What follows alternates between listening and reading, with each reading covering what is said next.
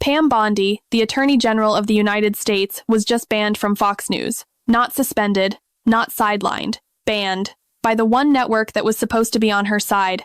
And the reason goes back to one sentence she said out loud on that same network in February. A client list of Jeffrey Epstein's is sitting on my desk right now. She made that promise before millions of people. By July, the DOJ and the FBI put it in writing. No list existed. Watch what Fox did to her next. It cost her everything. I think the yelling to me, Kennedy, I always find it so unpersuasive for everybody. Yeah, so Scott Bessent went before Congress and was very calm, was very measured, and he has become the king of laconic sick burns. Like, he can absolutely destroy you, and it won't raise his heart rate or his blood pressure. And that is a lesson that Pam Bondi needs to internalize, because it's different. She comes off like a shrieking Karen. You know, it's like, I want this country to do well. I want to be convinced that the president, I don't care what administration it is, that we're on the right track. And the people who are in charge of every aspect of the federal government, they have their position locked up, and they're doing the very best they can with an incredibly talented team. When she's this emotional, it looks like she's lost a little bit of the edge, and she seems very, very unpersuasive. It feels like the job is consuming her. She needs to tone it down a little bit. What you just heard was Fox News. Not a critic, not an opposition research firm, not a Democrat with an agenda. The network that has functioned as this administration's broadcast arm, the network that gave Pam Bondi a platform every time she needed one, sat down and said she comes off like a shrieking Karen, said the job is consuming her, said she needs to tone it down. When the network that exists to protect you says that on air, you do not recover from it. Not in this administration. Not with this president watching. But before we get to what that means, go back 14 days before that clip was recorded. Go back to the moment the entire spiral started. February 21st, 2025. Bondi sits down on Fox and tells the country that the list of Jeffrey Epstein's clients is sitting on her desk. Present tense. Right now, her words, her desk. Under the authority of the highest law enforcement office in the nation. Call it what the official language spent months refusing to call it. Not a primetime flub, not a misstep, not a sensitive communication error. A promise. A public promise made to millions of people who had been waiting years for one answer. Here's what happened to that promise. 6 days later, she hands binders stamped Epstein files Phase 1 declassified to conservative influencers at the White House. In a room, with cameras, the influencers open the binders. The contents are almost entirely already public. Some of them say so out loud. Then July 7th arrives. The Department of Justice and the Federal Bureau of Investigation release a joint memo. No client list. No evidence of blackmail. No evidence of murder. The memo concludes, Epstein took his own life. 5 months. 1 document. Nothing in it. That is not a bad week at the office. That is the complete collapse of the central claim she built her entire public identity around. After the binders backfired, after the base erupted, after Congress passed a bipartisan law demanding the full release of the files, the White House banned Pam Bondi from appearing on Fox News. Not suspended, banned. The sitting Attorney General of the United States was told by the White House she could not go on the network that functions as the administration's own broadcast arm. Todd Blanche, her deputy, was assigned to handle her public communications, because she could not be trusted to speak. Then Fox did not stop at criticism. Fox banned her permanently. Pam Bondi, who spent 14 months defending this administration on camera at every available opportunity, who purged career prosecutors from the department within weeks of taking office, who attacked members of Congress by name on Trump's behalf, was told by Fox News, do not come back. The bar to appear on Fox is not complicated. Say things that make Trump look good. Do not embarrass the network. Pam Bondi could not clear it. She could not name the list. She could not produce the files. She could not face the public after the memo landed. She could not appear on the one network that wanted her to succeed. But there was one room she could not avoid. One question she was required to answer. One man asking it who was not her enemy. Watch what she did with it. Congressman, thanks so much for sharing your afternoon with us. First, just what's your reaction to the news that Trump ousted as Attorney General?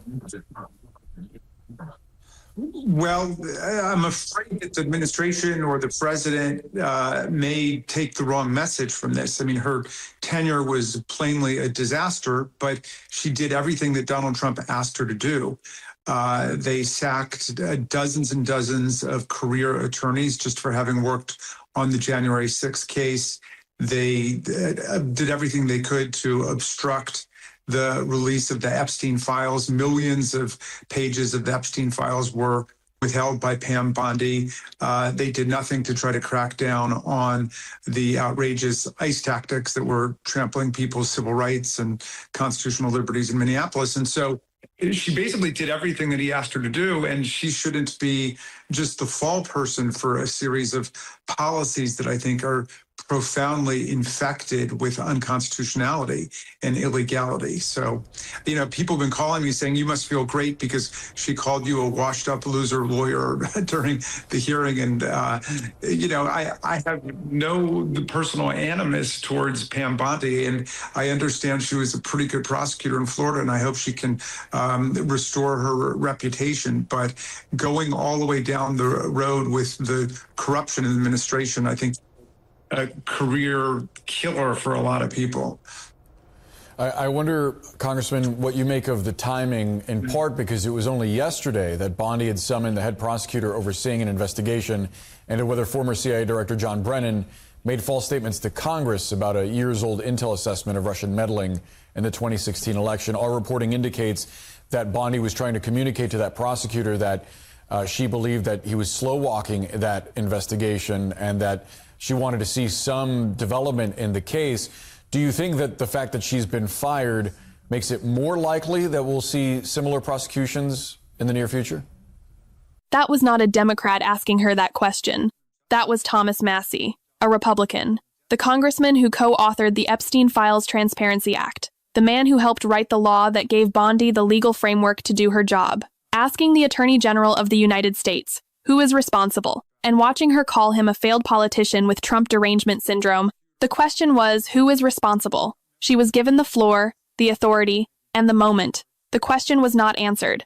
That absence is its own kind of answer. Now let the record show what was happening inside the department at the same time. September 20th, 2025, Trump posts on Truth Social. The post is addressed to Pam by name. Same old story as last time. All talk, no action. Nothing is being done. What about Comey? What about Schiff? What about Letitia James? They are all guilty as hell, but nothing is being done. That post was intended as a private message. Trump sent it publicly by accident. What it confirmed, in the president's own words, is something the Justice Department had spent months pretending was not true. The President of the United States was directly instructing his Attorney General to prosecute specific individuals by name, not a policy directive, not a general mandate, a list of names, with a deadline. Days after that post, the U.S. attorney who declined to bring the cases was removed. His replacement was Lindsay Halligan. Halligan had no prior prosecutorial experience. She was appointed 2 days before she appeared before a grand jury. 2 days. Comey was indicted. James was indicted. A federal judge reviewed both cases and threw them out. Halligan had been unlawfully appointed. The indictments were void. The grand jury refused to re-indict James on mortgage fraud. A separate grand jury in Washington refused to indict 6 Democratic members of Congress. A subpoena against Federal Reserve Chair Jerome Powell was quashed by a court, and a Justice Department attorney stood before a federal judge and said the department had no real evidence of criminality against Powell. He could not name the crime. He could not name the evidence. He could not name a single legal theory that a federal court in this country was prepared to accept. Now, here is the counter-argument, stated plainly. Former Acting Assistant Attorney General Mary McCord said it directly to PBS. The reason these cases failed is not that Bondi was weak, it is that the evidence did not exist. Grand juries are not partisan bodies. They refused because the facts refused. That argument is partially correct, and it is the most devastating thing anyone has said about this entire operation, because if the evidence did not exist, then every prosecution was launched without it. Every indictment was political theater dressed in legal language. And the courts, one after another, said so. The Associated Press, NBC News, CNN, PBS NewsHour, and Time magazine all independently reviewed the record and reached the same conclusion. Not one of these prosecutions survived contact with the legal system. Set the courtrooms aside for one moment. Jess Michaels is one of the women who says Jeffrey Epstein sexually assaulted her. When Bondi was appointed, Michaels said, "I thought maybe a woman stepping into this role will finally get the truth." She said that in February of 2025, 14 months later, when Bondi was fired, Michaels did not say anything. There was nothing left to say. For 14 months, the Department of Justice had the authority, the resources, and the stated mandate to pursue accountability for the hundreds of women who survived Epstein's crimes. Instead, it opened investigations against a former FBI director, a state attorney general, a senator, a Fed chairman, and a former CIA director, and produced nothing that held in court, not one conviction, not one sentence, not one day of consequence for anyone connected to what was done to Jess Michaels and the women who sat in that hearing room with their hands raised. That is what 14 months cost. Now MAGA will tell you Bondi failed. Republicans will get their cheap shots in. The leaks will keep coming about how inept she was, how she couldn't handle the pressure. And every one of those shots lands exactly where it is aimed. Not at the man who posted the names on Truth Social, at the woman who is no longer useful. There is a difference between a Justice Department that made mistakes and a Justice Department that was built to serve one person. There is a difference between an Attorney General who failed and an Attorney General who was deployed and discarded. The next one walks in with a new name, Todd Blanche, Trump's former personal defense attorney. The man who represented him in his criminal trial is now acting Attorney General. The faces change. The architecture does not. But one thing has not changed either, and it matters. The courts are still there. The same judges who threw out every case are still on the bench. The same rules of evidence still apply. And a former acting Assistant Attorney General told PBS directly, a different person does not change whether there is a lack of evidence. Someone else broke it down from a different angle. Bondi also overseeing a DOJ that was losing in court. Now that's often because Trump's demands are flatly illegal. Global tariffs without Congress, abusing power to try to indict critics with no evidence. So Bondi's demise is also a story about the courts working. And sometimes the way these things go down and the way the Washington elites and some of the media, quite frankly, talk about it, we can miss that. We get into the personalities or what's happening next before making sure we understand that 14 months just went by. There was a lot of failures. You see just a slight selection, handful of headlines about those failures on your screen. But this is a story as well about the courts working, albeit slowly. It's a story and a development about Trump losing, admitting it in public, having to replace his AG, and the rule of law holding. A single case in Trump's vendetta to try to make the DOJ a sword against enemies, and Politico reports that was part of Trump's decision to oust her. And the good news for the rule of law tonight is that faces the exact same judges, courts, and rules of evidence that dealt her all of these losses in an almost absurdly long list of Trump enemies. Now, we've put this up before. Tonight it has a new relevance, but over the 14 months, they've opened all these cases. The green stamps show DOJ cases that already fell apart. Some others remain open as lawmakers are subpoenaed and harassed, journalists and government vets awaiting trial. So let me be clear about what this news means. It's a sign of a legally sick DOJ that so many of these faltering and failed cases were ever opened at all. But it's also a sign of a reasonably healthy court system in America right now that we know the facts and the evidence basically kneecap these plots to Trump's great frustration.